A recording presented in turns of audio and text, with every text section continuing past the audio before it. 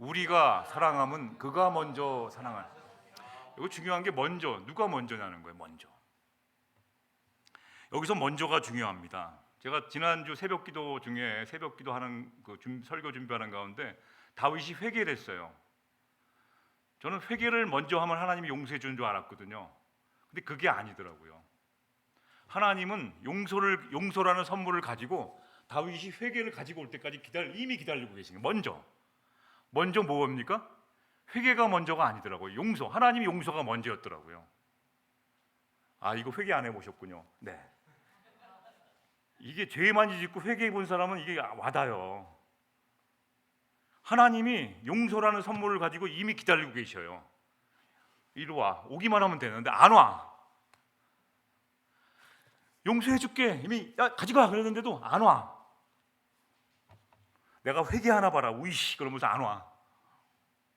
하나님이 우리를 먼저 사랑하신 거예요. 예배는 하나님이 우리한테 이미 주신 은혜를 먼저 사랑하신 걸 가지고 은혜, 그 사랑해 주셨기 때문에 그거 가지고 오는 거예요. 그 사랑 가지고 오는 거죠. 우리가 하나님을 사랑해야 하지만 그보다 우리가 사랑받을 만한 존재가 되지 못한 상태에서 그 다음 같이 한번 읽어보실까요? 우리가 하나님을 사랑해야 하지만 우리가 사랑받을 만한 존재가 되지 못한 상태에서 하나님이 먼저 우리를 사랑하신 것이 복음의 핵심이고 예배자의 삶이라는 것이죠. 사랑받을 만한 짓을 다 해놓고 기다리는 게 아니에요. 사랑받을 만한 것은 아무것도 없음에도 불구하고 하나님이 먼저 우리를 사랑하신 것이 복음의 핵심이고 이러한 삶을 사는 것이 예배자의 삶인 것이죠. 하나님이 주신 은혜가 받은 걸 가지고 온 거예요, 이 자리에. 그래서 예배는 예수 그리스도를 믿는 사람만이 드릴 수 있어요. 물론 예수를 모르는 사람도 앉아서 참석할 수 있지만 그분들은 구경하러 오신 거예요. 모르니까. 쇼. A.W. 토저라는 분은 예배는 쇼라는 책이 있어요. 쇼 보러 오신 거야, 쇼. 불 껐다 켰다 하면서 막 쇼. 우리는 그게 아니라 예배자의 삶을 살러 오신 거예요. 받은 은혜를, 하나님이 나를 먼저 사랑해 주신 그 은혜를 받고 나서 그것을 감사해서 나온 겁니다. 이게 차이가 굉장히 나는 것 같지만 누구가 먼저? 용서가 먼저라는 것, 그 다음에 회개라는 것. 그래서 예배의 목표는 내가 좋은 느낌을 갖고 은혜 받고 내가 먼저 뭘 받는 것이 목적이 아닙니다. 하나님이 어떠한 것을 가지고 있는가? 하나님은 너무너무 기뻐하셔. 죄인이 올 때 너무너무 그냥 너무너무 어떻게 보나 하나님이 그냥 기뻐하시는 거 있잖아요. 그냥 너무 행복하셔요. 나는 죄를 짓고 이렇게 왔는데 하나님은 기뻐하시는 거야. 죄인 오라 하실 때 날 불러달라는 그 심정을 여러분 이해하십니까? 와, 하나님은 용서를 가지고 기다리고 계셔요. 다윗이 그러한 것을 느끼니까 어떻게 돼요? 그냥 일평생 하나님의 사람이 된 거예요. 다윗이 진짜 나쁜 놈이에요. 죄송합니다. 예.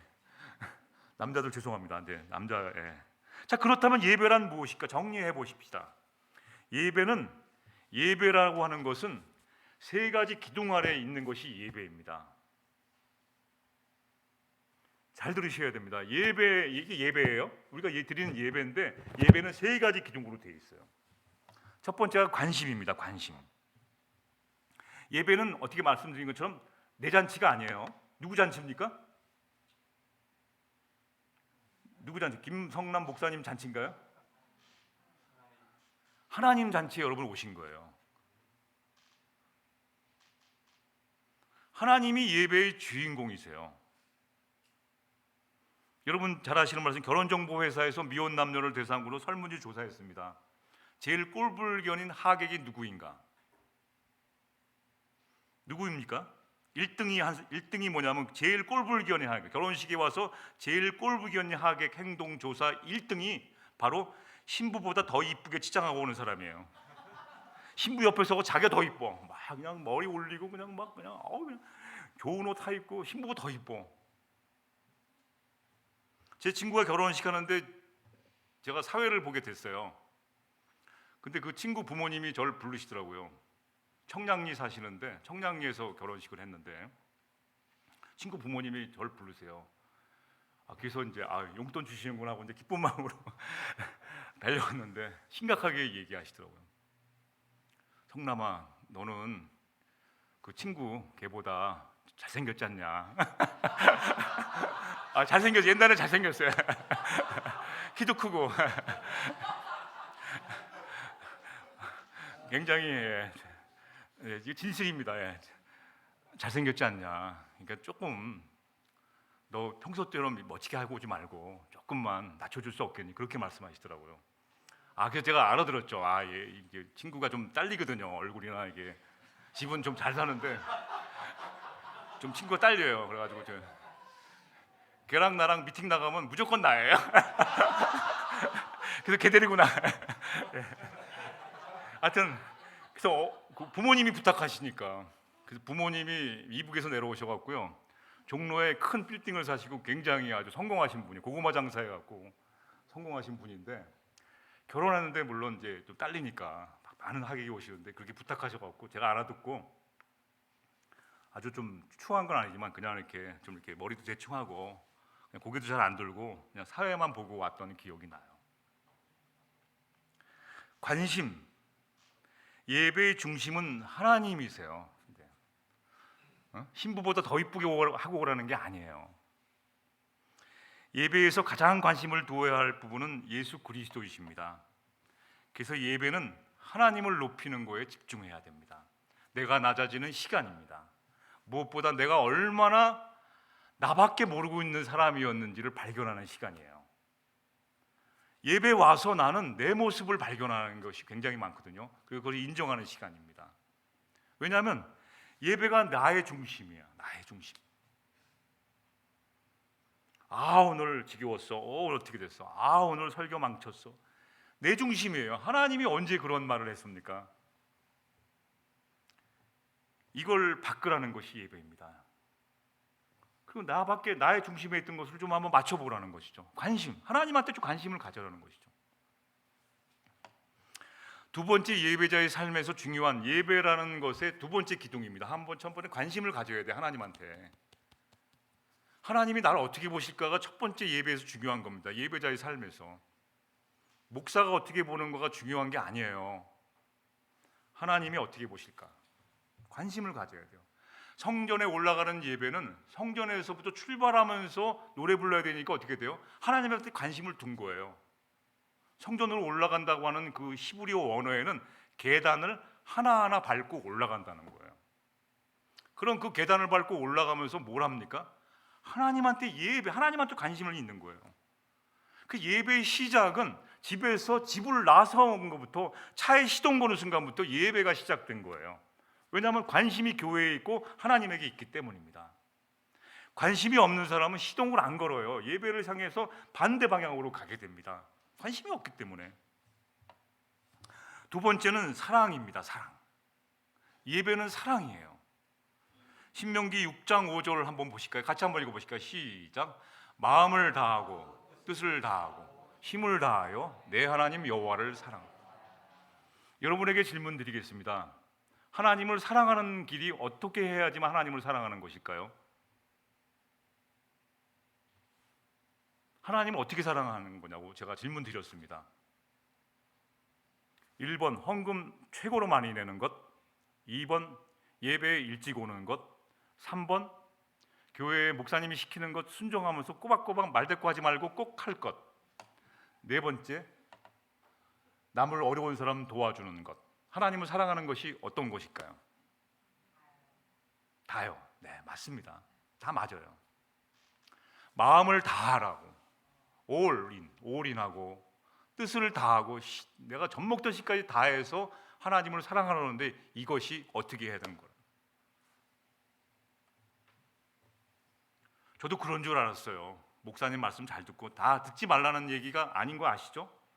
아는데 가장 중요한 하나님을 사랑하라는 것이 어떤 거냐면 예배드리라는 거예요. 예배. 하나님 제일 좋아하세요. 하나님을 사랑하는 사람은 예배 잘 드리는 사람이에요. 돈이 없어도 사랑할 수 있어요. 연인 간에 돈이 없어도 사랑할 수 있습니다. 그러나 시간을 내야 돼요. 저까지 가서 그 사람이 이제 뭐 이렇게 밤에 타는 차비가 없잖아요. 그럼 어떻게 돼요? 사랑하는데 걸어가는 거예요. 미리 걸어가는 겁니다. 애인 만나러 걸어가는 거예요. 시간을 내야 돼요. 큐티가 뭡니까? quiet time, 조용한 시간입니다.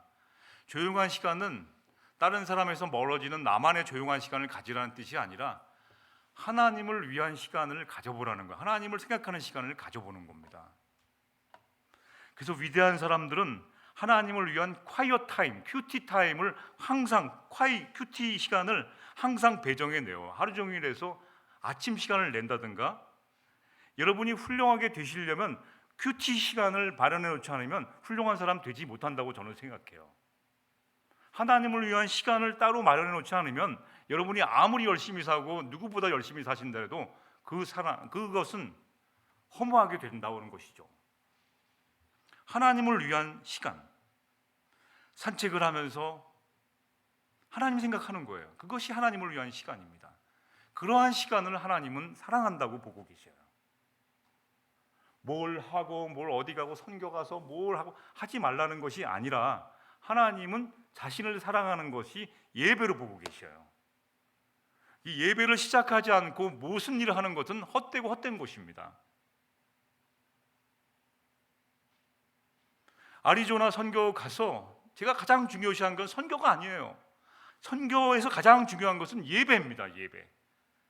그 다른 준비는 제가 좀 부족했지만 예배, 학생들과 함께 예배 드리는 것에 목숨을 걸은 거예요. 10분 주어져요. 막 길게 하면 또 지루할까 봐. 예배 10분 15분 찬양하고 예배 드리는 시간, 새벽에 일어나서 하나님이 너무 하나님을 사랑한다는 걸 말로 표현하고 행동으로 표현하는 것이 바로 내 하나님 여호와를 사랑하는 것이 예배라는 것이죠. 예배에 대한 우리의 관점을 다 바꾸셔야 돼요. 나를 사랑해달라는 것이 아니라 하나님을 사랑하는 것을 내가 몸과 마음으로 보여드리는 것이 예배입니다. 그래서 오늘 7절에 보면 여호와께서 너를 지켜 모든 환난을 면케 하시며 또 내 영혼을 지키시는 것들을 깨닫게 됩니다. 하나님이 나를 지켜주시는 걸 어떻게 깨달아요? 예배를 통해서 막 깨닫게 되는 거예요. 하나님을 위한 삶, 하나님을 위한 예배를 드리고 하나님이 기뻐하시는 것, 하나님께 예배 드리는 것, 하나님을 사랑하시는 일을 하니까 하나님이 나를 지켜 보호해 주시는구나를 막 그냥 영혼으로 깨닫게 되는 거죠. 그래서 사망의 음침한 골짜기로 갈 수 있는 것입니다. 나는 못 가요. 무서워서 못 가요. 그런데 하나님이 지켜주시니까 가는 거죠. 악을 골짝 빈들에도 그 복음 갖고 가는 거죠. 하나님의 사랑 힘입어서 젖먹던 힘을 다해서 가는 겁니다.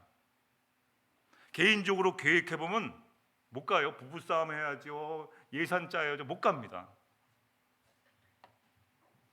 세 번째 마지막입니다. 나의 일상이 삶이 예배라는 것이에요. 예배는 교회에 와서만 예배 드리는 것이 아니라 나의 일상의 모든 일이 예배자의 삶입니다. 예배자. 종교개혁가 마틴 루터 여러분 잘 아시죠? 마틴 루터가 수녀를 꼬셨어요. 그러면 안 되잖아요. 수녀를 꼬셔서 어떻게 할게요? 수녀 이름이 누군지 아세요? 수녀 출신이에요. 그냥 일반 여자를 꼬신 게 아니에요. 수녀를 꼬셨어. 성당에서 예배 드리려고 그랬더니 수녀를 꼬시는 일을 했어요. 마틴 루터, 종교개혁자, 유명한 마틴 루터의 찬송, 내주는 강한 성이요, 막 이런 찬송을 있는데 이런 찬송 지면서 옆에서는 수녀 꼬시는 일을 한 거야. 수녀 이름이 누구냐면 카타리나 폰 보라예요. 카타리나 섬 가면서 마틴 루터도 카타리나 섬 비슷한 이거 누구? 카타리나 폰 보라는 결혼했습니다. 드디어 결혼해서 애를 낳았어요. 그런데 이 마틴 루터가 아이의 기저귀를 빨고 침대를 정리하고 아이가 우니까 잠을 못 자는 거야. 그러니까 막 열받아 갖고는 으악 하는데 어떻게 돼요? 너무너무 힘들어 갖고 막 일기 쓰고 막 별짓 다 해봐도 막 안 되는 거예요. 근데 하나님의 음성이 들리는 거야. 하나님이 말씀하시는 게 들린 거예요. 뭐라고 해요? 하나님은 아빠가 아기 기저귀 빠는 모습을 보고 모든 천사와 피조물들과 함께 기뻐하실 것이다. 아빠가 그 일을 하는 것은 그리스도인으로 믿음으로 하는 것이다. 그것도 일이고 예배라는 거예요. 아이 기저귀 빠는 것은 경건하지 않는 예배고 교회 와서 예배 드리는 것은 거룩한 예배. 이렇게 하지 않았어요, 하나님. 일상의 삶이 밤새 아이가 울면 아이를 달래고 뭐 아이를 재우고 기저귀 빨고 이거 다 예배라는 겁니다. 분리되어 있지 않아요. 근데 우리는 분리시켜. 예배는 교회에서, 예배는 속회에서, 구역회에서, 셀에서, 그리고 나의 일상의 삶은 엉망진창. 매 싸우고 막 교회 아니 일하면서 막 그냥 막 서로 막 그냥 막 트러블 있고 막 그냥 떼어먹고 거짓말하고 막 그냥 엉망진창. 우리는 예배를 드리며 자꾸 완벽한 그리스도인이 되려고 합니다. 여러분 예배를 드리면서 완전한 사람이 되려고 그래요. 여러분 천만의 말씀 만만의 콩떡입니다. 안 돼요. 저도 처음에 그렇게 했거든요. 예배 딱 드리면 와 부흥회 가서 은혜 받으니까 새로운 사람 돼갖고 야 잘 살 수 있을 것 같아요. 한 3일 지나니까 원래 사람으로 돌아오더라고요. 완벽한 그리스도인이 되려고 예배 드리는 것이 아니에요. 하나님이 우리의 일상의 삶에서 예배 드리려고 하는 것은 요만큼만 변화라는 거예요. 요만큼만 좀 발견하라는 거예요. 양보하라는 거예요. 요만큼만. 양보가 뭐죠? 먼저 가시죠. 이렇게 하라는 거예요. 완전한 그리스도인이 되라는 것이 아니라 요만큼만 양보 먼저 하라는 거예요. 양보. 하나님이 원하시는 것이 일상의 삶의 예배가 바로 양보하라는 것입니다. 누가복음 4장에 보면 세례 요한이 하나님 말씀을 선포하니까 많은 사람들이 회개한 것이죠. 회개하고 어떻게 하면 좋을까요? 이렇게 물었을 때 뭐라고 그랬어요? 그 세무징수원한테 뭐라고 그랬냐면 너 세금 그렇게 받으면 안 돼. 세금을 적정하게 받아. 조금 양보해 그러는 거예요. 왜냐하면 세금을 이 정도 받으면 되는데 욕심부로 더 받은 거야. 그러니까 이거 빼고 받을 만큼만 받으라고 그 사람은 회개한 거예요. 그렇게만 하라는 것이죠. 팁을 25% 받는 거야. 15%만 받으면 된다. 18%만 받으면 된다. 그것만 받아라 이거예요. 세례 요한이 그렇게 얘기한 겁니다. 군인이 강탈했어요. 막 그냥 남의 물건 뺏었거든요. 근데 군인이 회개했어. 어떻게 하면 될까요? 군인한테 뭐라고 그랬어요? 너 군인 됐다고 강탈하지 말고 거짓으로 막 고발해요. 막 죄 없는 사람을 거짓말 고발해갖고 막 돈 뜯어내고 막 그러니까 그거 하지 말라고 그랬어요. 그것만 양보해. 하루에 한 가지씩. 예배 드릴 때 여러분 한 가지만 양보해 주실 수 없나요? 하나님이 일상의 삶에서 저희들에게 요구하는 예배는 한 예배 드리는 그 시간에 나밖에 모르는 삶에서 한 가지만 양보해 보라는 것입니다. 말씀을 정리하겠습니다. 예배자의 삶이라는 것은 하나님의 관심이 무엇인지 나의 관심을 하나님의 관심으로 돌리는 것이 첫 번째입니다. 하나님 사랑하는 것은 다른 것이 아니라 하나님을 기쁘게 하시는 건데 기쁘게 하는 것은 예배자의 삶을 사는 거예요. 예배 드리는 거예요. 여러분 저희는 뭐 때문에 못 드리고 뭐 때문에 예배 드리고 각종 바쁘다는 핑계로 예배를 드리지 못하고 있어요. 그것은 내 마음입니다. 하나님은 여러분에게 건강 주셔서 걸을 수 있는 힘을 주셔서 아직까지 예배자의 삶을 살도록 허락해 주셨는데 우리는 내 중심이니까 힘들어 오늘 못 가 바빠 아파 여러 가지 사정으로 하나님이 관심 갖고 있는 것에서 멀어지는 삶을 살게 되는 것이죠. 관심이 뭐예요? 하나님이 일하시는 것. 하나님은 예배를 통해서 환히 보여주시고 내가 바꿔보는 노력을 시도할 때 이미 하나님이 일하시기 시작해. 나를 바꿔주기 위해서 일하시기 시작하는 거예요.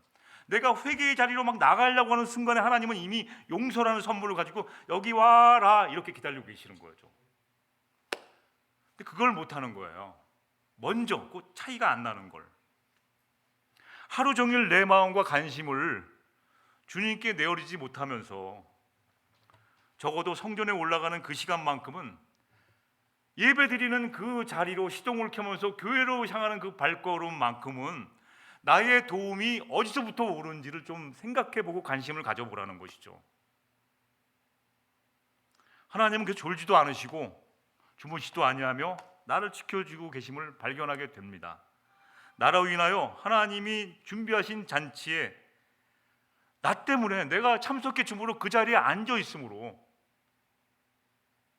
여러분이 이 자리에 앉아 있음만 해도 얼마나 큰 기쁨이 되는지 아십니까, 여러분?